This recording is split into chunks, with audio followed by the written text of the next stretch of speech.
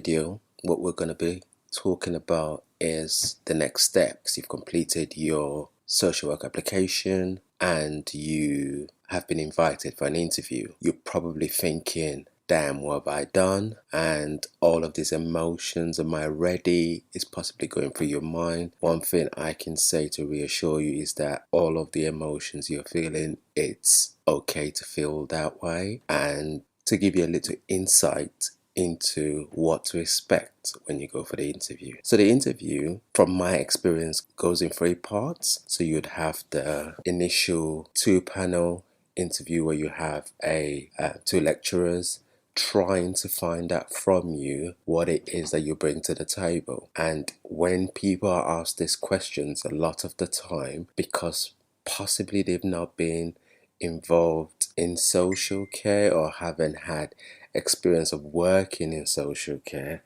they believe that, oh, they might not be equipped for this. But it's important for you to know that your life experiences also count. So, for example, have you been a carer to a family member? Have you had your own children that you're caring for? All of those are vital, transferable skills that you can use as examples during those interviews. Your job that you may have undertaken in a different role, you can be able to link certain aspects of those jobs. For example, are you in touch with members of the public? Were you in sales? That means that you've had to come into contact with people where you've had to navigate difficult situations, challenging situations. Maybe somebody has been unhappy with a service and you've had to calm them down and had to kind of negotiate how to settle differences. All of those skills are crucial and you should be able to use those as examples. The second one that you need to also consider is the service user interview. By service users, I mean people that are currently either open to social care. This could be children or adults. What this exercise is about is to monitor and develop an understanding of your ability to interact in a respectful and honest and a non-oppressive way with people. The recognition of the power dynamic from your part and understanding that we are there to serve, which means we work in collaboration and not there to instruct people. Those are the sort of things that you kind of look out for as well. Finally, it is the panel of peers, and this is where you come sit with your peers and you have a debate about a topic. What they're looking for during this debate is not your ability to debate, but your ability to listen and also contribute. So, are you able to negotiate with your peers during a difficult debate? And also, are you able to sit back even though you've got something pressing to say, recognizing that everybody is just as important in that room, because that's what happens when you as a social worker has to chair a meeting, because a lot of the time you're responsible for chairing these meetings.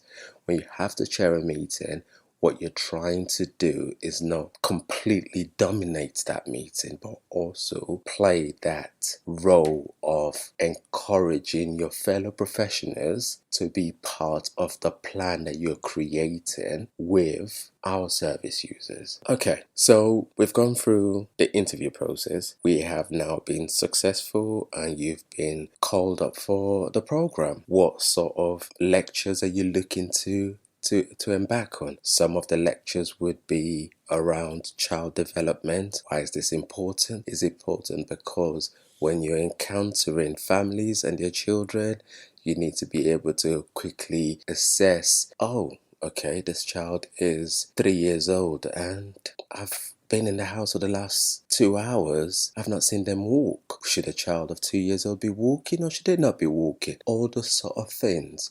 A child of 5 years old. Oh, okay. They wave, but they never actually say anything. Is it possible that they're shy? But no, it's okay. I've been to that house maybe 4 or 5 times and it still happens to be the case.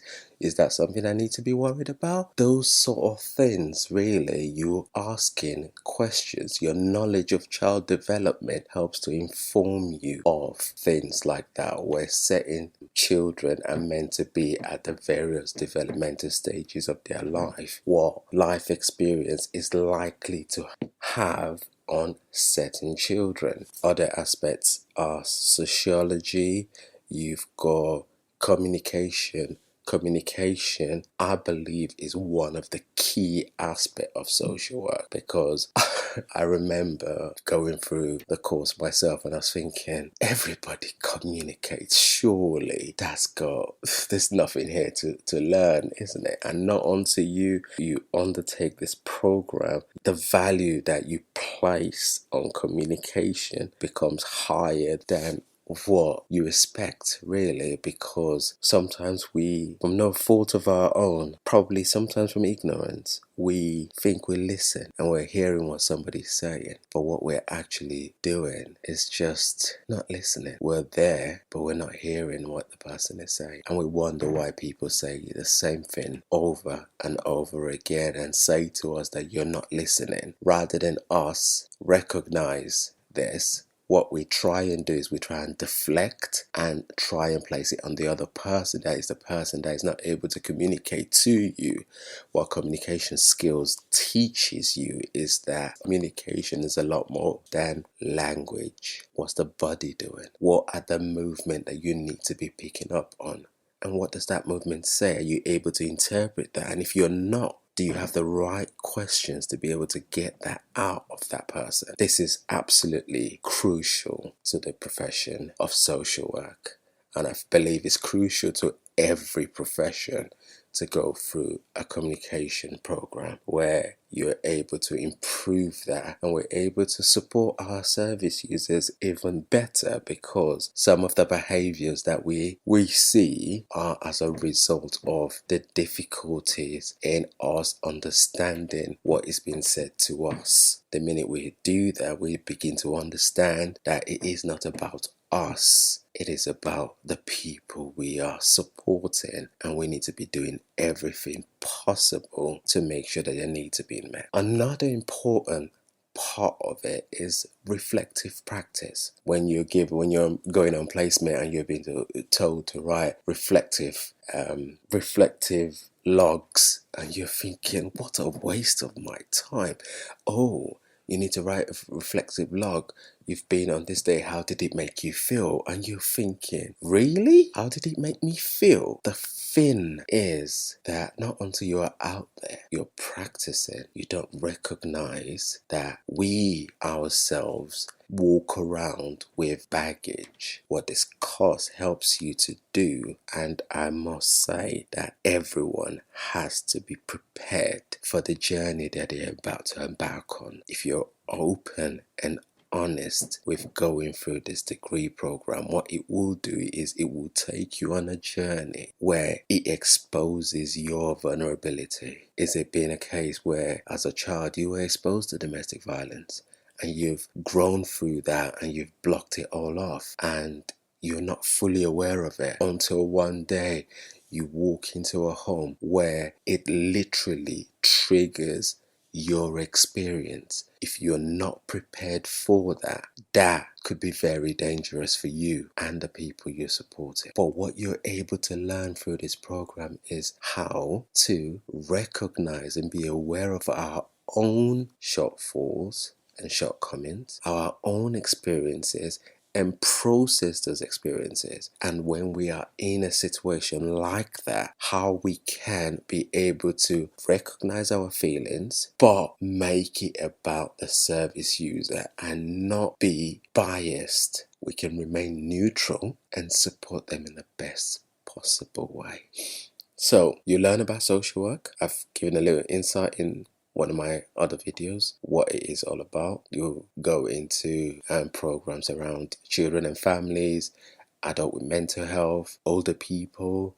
You would learn about the law in relation to social work and what it is that we are governed by, to ensure that our practice is legal, not just for our safety but also for the safety of our service users, to ensure that we are not oppressive, because our profession is about advocating for the best of our service users and making sure that they feel empowered as a result of the support that we've provided rather than disempowered. I believe that that's all for today. If there's anything or any areas that I haven't covered that you would be interested in, please do drop me a message and I'll try my best to respond. If you like what we are all about, please like and subscribe and join the community, where we believe that identity counts and we like to promote that. All the best on your journey, and we hope to see you guys again soon. Bye for now.